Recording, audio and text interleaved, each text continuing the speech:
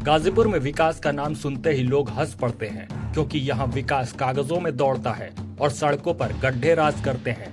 अगर आप सुबह नहाकर साफ कपड़े पहनकर घर से निकले तो शाम तक हालत ऐसी हो जाती है जैसे किसी तूफान, बाढ़ और कीचड़ से जंग लड़कर लौटे हों।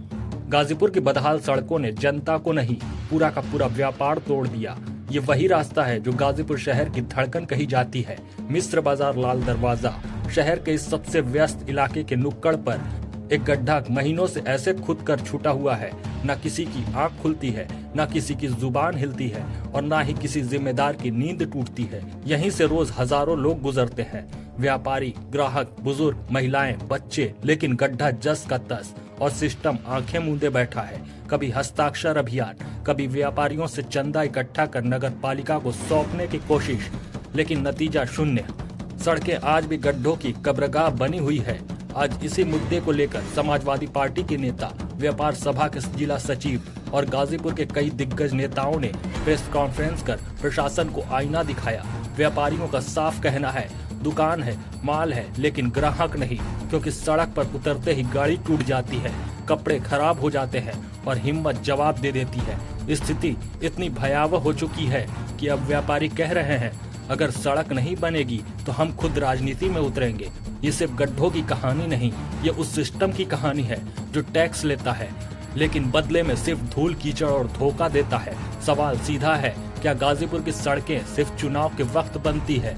क्या व्यापारियों की मेहनत की कोई कीमत नहीं होती? और कब तक जनता इस तूफान से रोज टकराती रहेगी? अब देखना यही है कि प्रेस कॉन्फ्रेंस का फाइलों में दफन होना है या सच में गाजीपुर की सड़कों पर कुछ विकास उतरता है। आप देखेंगे 7 वर्षों से लगातार शहरों में पूरी तरह से गड्ढा युक्त करके छोड़ दिया गया है। डबल इंजन की सरकार नहीं है या ट्रिपल इंजन की सरकार है। और रही बात जो आप सवाल कर रहे हैं कि क्या कारण है लगातार शहर बदहाल हुआ है, तो उसका कारण यह है कि जहां यह रोड बनाते हैं उसे फिर खुदाई करते हैं। खुदाई नहीं करेंगे तो पैसा कहां से आएगा? खुदाई नहीं करे, रोड बनवाएंगे नहीं तो पैसा कहां से आएगा? रोड बनवाएंगे, खुदाई करेंगे, फिर बनवाएंगे, 3-3, 4-4 बार एक रोड पे पैसा का आवंटन होता है। अगर स्टेडियम होता तो क्या गरीबी दूर होती कि नहीं होती गाजीपुर की दूर? लेकिन योगी जी उसे गाजीपुर से ले जाकर गोरखपुर चले गए, वो भी चालू नहीं हुआ। तमाम योजनाएं समाजवादी पार्टी की जो गरीबों की योजनाएं थी, आज बताइए हमारे घर तक एम्बुलेंस आता है। जिसको लैपटॉप का बटन ऑन ऑफ कैसे करते हैं, आज उसके घर में भी लैपटॉप है। उसी लैपटॉप से आज लोग एक रोजगार के साधन ढूंढ लिया है। जाके जनसेवा केंद्र जाइए शहर में, आप जनसेवा केंद्र पर देखिए, आदरणीय अखिलेश यादव का दिया हुआ लैपटॉप है, जिससे आज लोगों की बेरोजगारी का फार्म भरा जा रहा है। आगामी चुनाव मार्केट में मेन जो अपना मिस्र बाजार से लेके लाल दरवाजा जो है, मेन अपने शहर का मार्केट माना जाता है। वहीं पे बड़ा गड्ढा खोद दिया गया है और वहीं से हर किसी को जैसे छोटा बड़ा कुछ भी लेना रहे तो इंसान मिस्र बाजार और लाल दरवाजा का नाम लेता है। और वहाँ पे इतना ज़्यादा रोड ख़राब कर दिया गया है कि वहाँ के व्यापारी से लेके छोटी बड़ी दुकानें सब रो रहा है। जब हम लोग चंदा मांगने गए थे तो कुछ दुकानें, मैं नाम तो शायद ध्यान में नहीं है, कुछ दुकानें वालों ने कह रहे थे अब मुझे भी यही काम करना पड़ेगा। मैं बोली क्यों?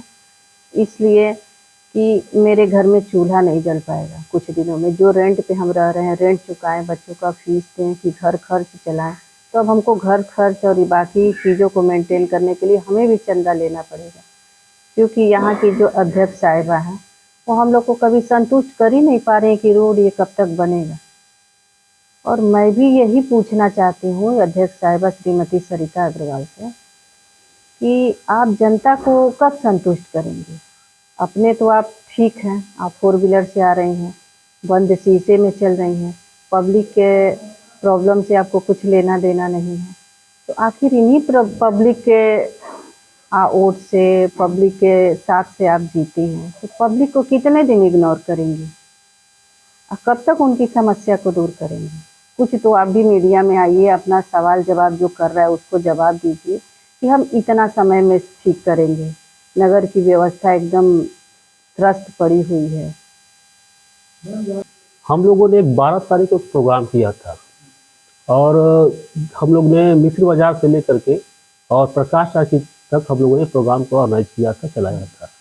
हम लोगों ने एक चीज़ देखा था, महसूस किया था कि देश के विकास में व्यापारी का सबसे बड़ा रोल होता है और जिस तरह से वो टैक्स पेयर है, जिस तरह से तमाम वो सरकार के सहयोग में वो काम करता है, प्लस उसके बाद भी उसका अगर व्यापार सुचारू रूप से अगर किसी दल के साथ या किसी सिस्टम के साथ उसका व्यापार प्रभावित होता है, तो हम लोग को बड़ा ये दुख से के साथ कहना पड़ा कि नगर में इस तरह की बदहाली हमने कभी आज तक देखा नहीं गया था।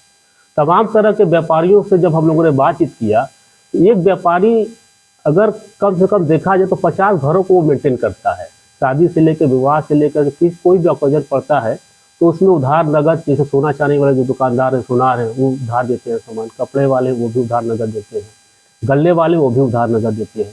तो अगर उनके साथ ये अहित किया जाए या उनके व्यापार को सुचारू रूप से चलने में बाधा है, तो इसके लिए हम लोगों ने अपना एक तरह से सिस्टम बना के कहा गया कि उनके साथ ये गलत हो रहा है, अन्याय हो रहा है। जिस तरह से सीवर काम लाल दरवाजा के पास से खुदाई किया गया है, उससे 3 तरह के सिस्टम प्रभावित हो रहे हैं। तो प्रकाश टाकी जो जा रहा है वो प्रभावित होता है, इसके बाद जो सीधे जा रहा है आपके मिश्र बाजार की तरफ वो प्रभावित होता है, एक सीधे रजदेपुर की तरफ जो जा रहे हैं वो प्रभावित होता है।